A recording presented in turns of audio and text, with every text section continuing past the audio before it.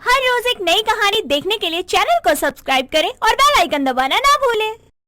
अंतिमा और अनीशा रिश्ते में ननद और भाभी थे, लेकिन दोनों में बहुत फर्क था।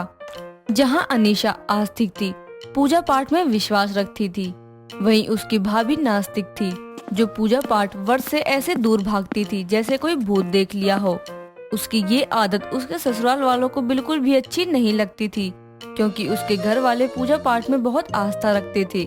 ऐसे ही एक दिन सुबह के समय उसके सभी घर वाले मंदिर में खड़े होकर जोर जोर से घंटियां बजाते हुए आरती कर रहे होते हैं।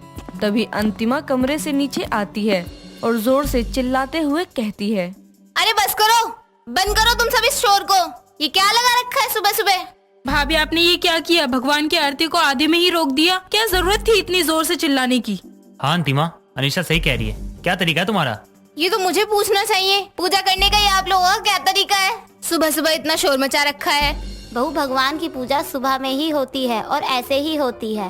हाँ तो करो ना पूजा, लेकिन शांति से, मन में। इतनी जोर से घंटी कौन बजाता है? इतनी अच्छी नींद खराब कर दी मेरी। भगवान ही जाने हमारे आस्तिक परिवार में इसके जैसी नास्तिक बहू कहाँ से आ गई। बहू, वैसे उठने का समय तो हो गया है, वो अलग बात है कि तुम्हें सूरज चढ़ने के बाद ज्यादा ही नींद आती है। भाभी आप इतना गुस्सा मत करिए। अब सुबह के समय तो लोग पूजा ही करेंगे ना। अब आपको नहीं पसंद, आप नास्तिक हो, तो जरूरी नहीं है कि सब नास्तिक हो। तुम तो चुप ही रहो अनीशा, ये सब तुम्हारी वजह से ही हो रहा है, क्योंकि इस घर में सबसे बड़ी पुजारन तुम ही हो। कितनी पूजा करती हो, पूरे दिन बस पूजा में लगी रहती हो।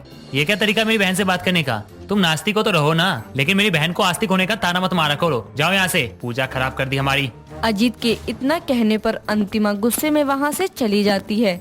ऐसे ही कुछ समय बीतता है, लेकिन अंतिमा अपने नास्तिक पन्ने के चलते जब भी कोई उसे पूजा पाठ करने के लिए कहता, वो कोई न कोई बहाना करके वहाँ से निकल जाया करती थी।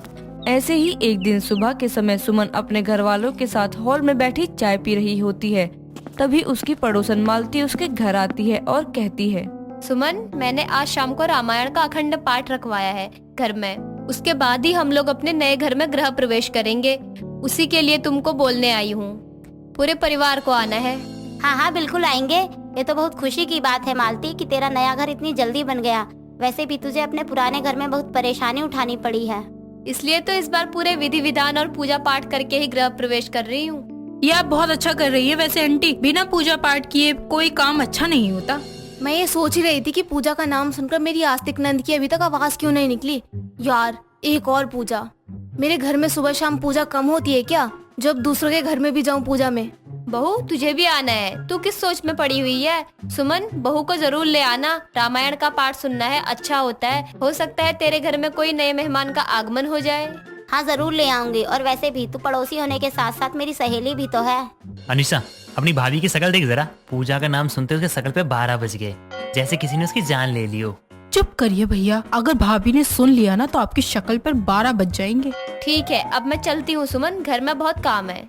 मालती इतना कहकर वहाँ से चली जाती है, जिसके बाद सुमन अपनी बहू अंतिमा से कहती है, देखो बहू, अपने घर में तो तुम्हारा नास्तिक पना चल जाता है, लेकिन दूसरों के घर में नहीं चलेगा। इसलिए तुम्हें मालती आंटी के यहाँ चलना ही पड़ेगा। माँ जी, जब आप जानती हैं मैं भगवान में विश्वास नहीं करती हूँ, मुझे पूजा पाठ करना अच्छा नहीं लगता है, तो जबरदस्ती किस लिए? ले जाना है तो मेरी आस्तिक नंद को ले जाइए ना, जिसकी आस्था है पूजा में। लेकिन भाभी, उनको बुरा लगेगा अगर आप नहीं जाओगे तो। उन्होंने कितने प्यार से बोला है माँ से कि आपको जरूर लाए। मुझे कुछ नहीं सुनना है, तुम चल रही हो बस इतना पता है मुझे। सुमन इतना कहकर वहाँ से चली जाती है। कुछ समय बाद सभी लोग तैयार होकर मालती के घर पूजा में जाते हैं, जहाँ जाकर सभी लोग आंखें बंद करके पूजा में मगन हो जाते हैं। वहीं दूसरी तरफ अंतिमा सबकी आंखें बंद होने का फायदा उठाकर पूजा करने की जगह वहाँ बैठकर फोन में गेम खेल रही होती है। तभी उसकी पड़ोसन मालती की नजर उस पर पड़ती है और उसे गेम खेलते हुए देखकर वो गुस्से में कहती है, ये देखो, ये है आजकल की बहुएं। इन लोगों ने तो मॉडर्न बनने के चलते पूजा पाठ को भी मजाक बनाकर रख दिया है। आंटी जी, जरा धीरे बोलिए ना, इतना शोर क्यों मचा रही हैं? गेम ही तो खेल रही थी। बहू, तू यहाँ गेम खेलने आई थी क्या? हाँ, यही समझ लीजिए, क्योंकि मुझे पूजा करना नहीं पसंद। लो, इनकी सुनो। सुमन, मुझे तो पता ही नहीं था कि तेरी बहू नास्तिक है, इसलिए शादी के इतने सालों बाद भी ये माँ नहीं बन पाई। मालती, ये तुम बहुत ज्यादा बोल रही हो और मेरी बहू की वजह से तुम्हारी पूजा खराब हुई, उसके लिए माफ करो। सुमन इतना कहकर अपने परिवार के साथ वहाँ से अपने घर लौट आती है और घर पहुँचने के बाद वो अपनी बहू अंतिमा से कहती है, बहू अब तू आराम से बैठकर गेम खेल। बाहर वालों के सामने मेरी इज्जत खराब करके तुझे सुकून मिल गया होगा ना। अब मैं तुझे कुछ नहीं बोलूंगी, जो मन में आए वो कर तू। नहीं, मैं नहीं समझ रही। नहीं सुनते भगवान किसी की। मुझे कोई विश्वास नहीं है इन सब चीजों पर, वरना मेरी गोद अभी तक सूनी नहीं रहती। सभी उनकी मर्जी है। भाभी आप गलत समझ रही हैं। आपने अपने मन में गलत भावना बना रखी है। माँ जी, अब मुझे कह रही हैं, आंटी जी का ताना नहीं सुन रही। उन्होंने मुझे कैसे बच्चे का ताना मारा, ये सब मेरे हाथ में थोड़ी ना है, ये सब भगवान के हाथ में है। लेकिन फिर भी उन्होंने आज तक मेरी गोद सूनी रखी ताकि लोग मुझे ताना मार सकें। जब आप ये मानती हैं कि सब कुछ देने वाला भगवान ही है, तो क्या आप अपने बच्चे के लिए एक बार सच्चे दिल से भगवान से प्रार्थना नहीं कर सकती? मुझे पूरा विश्वास है भगवान आपकी जरूर सुनेंगे, क्योंकि वो सबकी सुनते हैं। इस आस्था विश्वास पर ही दुनिया कायम है। आपने नास्तिक बनकर तो देख ही लिया है, एक बार आस्तिक बनकर भी देख लीजिए। अनीशा इतना कहकर अपनी माँ को लेकर वहाँ से चली जाती है और अपनी ननद की बात सुनकर अंतिमा सोचने पर मजबूर हो जाती है।